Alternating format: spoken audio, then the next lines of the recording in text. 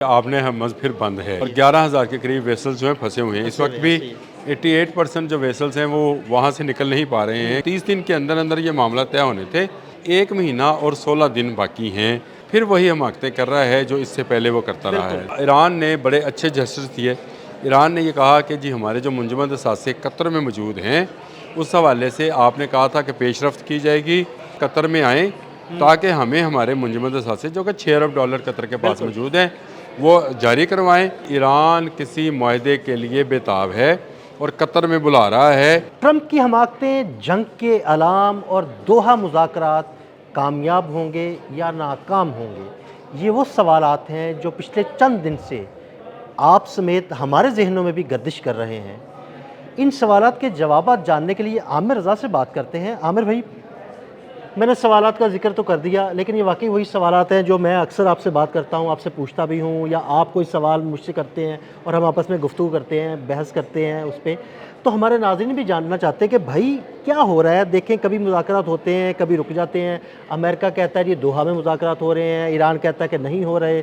ये मुज़ाकरात हो रहे हैं, नहीं हो रहे, और अगर हो रहे हैं तो इसकी कामयाबी के क्या चांसेस हैं। उसी दौरान कहीं ना कहीं किसी इलाके से जंग के अलाम की जो है ना वो आवाज़ें आना शुरू हो जाती है। क्या सूरत हाल बन रही है? देखिए, पहली बात तो यह है कि आपने जंग के अलाम की बात बिल्कुल ठीक कही, क्योंकि आपने हमस फिर बंद है। बिल्कुल ऐसे और 11,000 के करीब वेसल्स जो हैं फंसे हुए हैं। इस वक्त भी 88% जो वेसल्स हैं वो वहाँ से निकल नहीं पा रहे हैं, क्योंकि अभी तक कोई मामला तय नहीं हुआ। 30 दिन के अंदर अंदर ये मामला तय होने थे। 17 को ये मीटिंग होती है, आज 30 है, 13 दिन गुजर गए। यानी इसके बाद आप यूँ समझिएगा जो 60 दिन दिए गए थे उसमें से 47 दिन बाकी हैं। आज का दिन भी मैं समझता हूँ माइनस करें तो 46 दिन बाकी बचते हैं। 1 महीना और 16 दिन बाकी हैं, लेकिन अमेरिका फिर वही हमाकतें कर रहा है जो इससे पहले वो करता रहा है। देखें, ईरान ने बड़े अच्छे जेस्चर्स दिए। ईरान ने ये कहा कि जी हमारे जो मुंजमद असासे कतर में मौजूद हैं, उस हवाले से आपने कहा था कि पेशरफ्त की जाएगी, लिहाजा कतर में आएँ ताकि हमें हमारे मुंजमद असासे जो कि $6 अरब कतर के पास मौजूद हैं वो जारी करवाएं। हम इससे आगे जो है मुआहदे की बाकी शकों पर जाते हैं।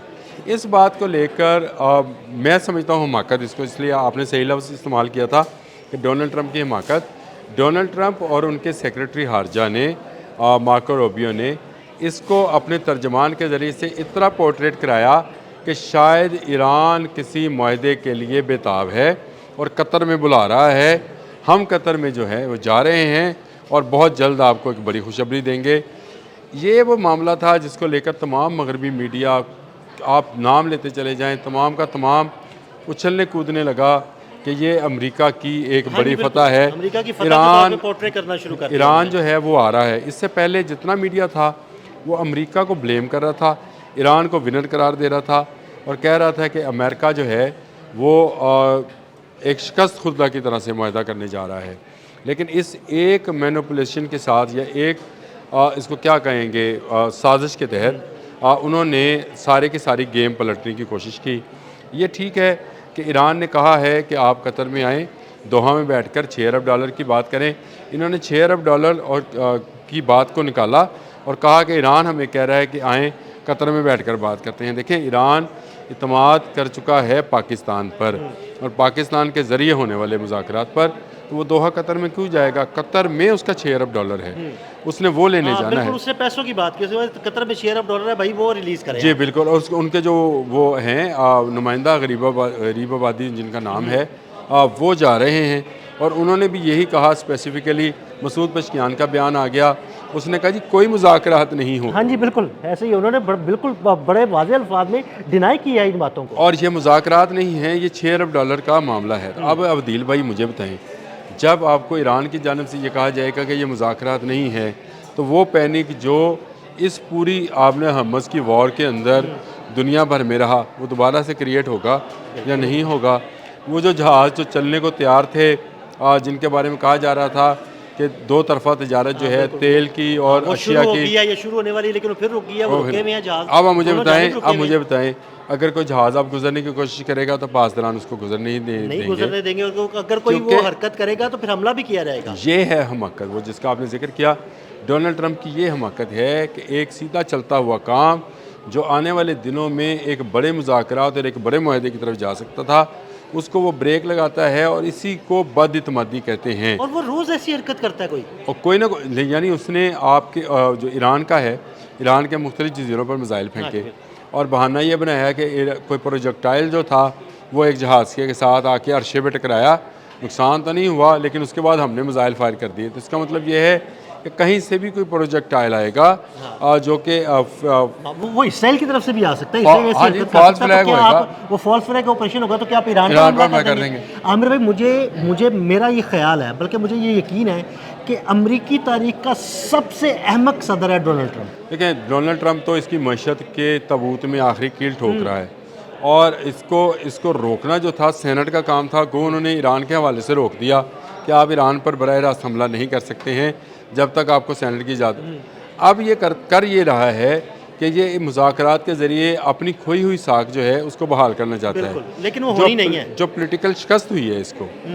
अब वहाँ पे लोग जो हैं वो खुल्लम खुल्ला कह रहे हैं कि इसने इसराइल की जंग लड़ी, खुल्लम खुल्ला कह रहे हैं कि अरबों डॉलर।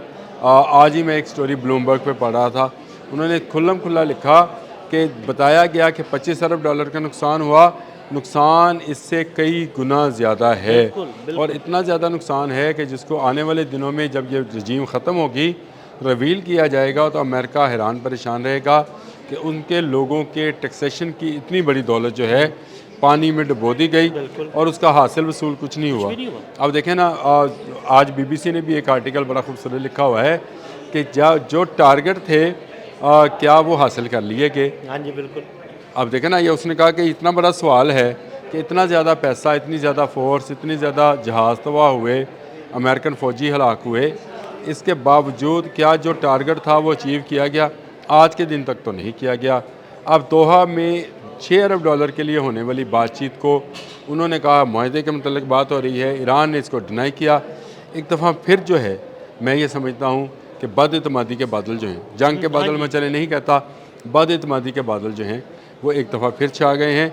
और पासदारानी इनकलाब का ये ख़दशा बिल्कुल ठीक है कि अमेरिका धोखेबाज है, ये धोखा देंगे। देखें, एक छोटी सी चीज़ को कि एक 6 अरब डॉलर के ऊपर जाकर मुज़ाकरात होने थे, उसको उन्होंने मुआहदे के मुज़ाकरात में तब्दील किया और इस बदइत्मादी के नतीजे में ईरान को डिनाई करना पड़ा। अब ईरान के डिनाई से या डिनाइल से मैं ये समझता हूँ कि आपने हरमज़ एक मरतबा फिर जो है बंद है, और इसके बंद होने से जो तजारती इतनी बड़ी तजारती गुज़रगाह है उसके इर्द गिर्द रहने वाले और वो ममालिक जो इसके साथ हर्ट होते हैं वो दोबारा हर्ट हो सकते हैं। तो एक बड़ी जंग जो है वो मौजूद तो है, लेकिन बदइत्मादी के बादल छा गए हैं।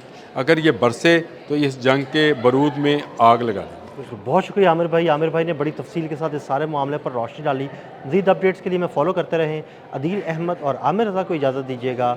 अल्लाह हाफ़िज़।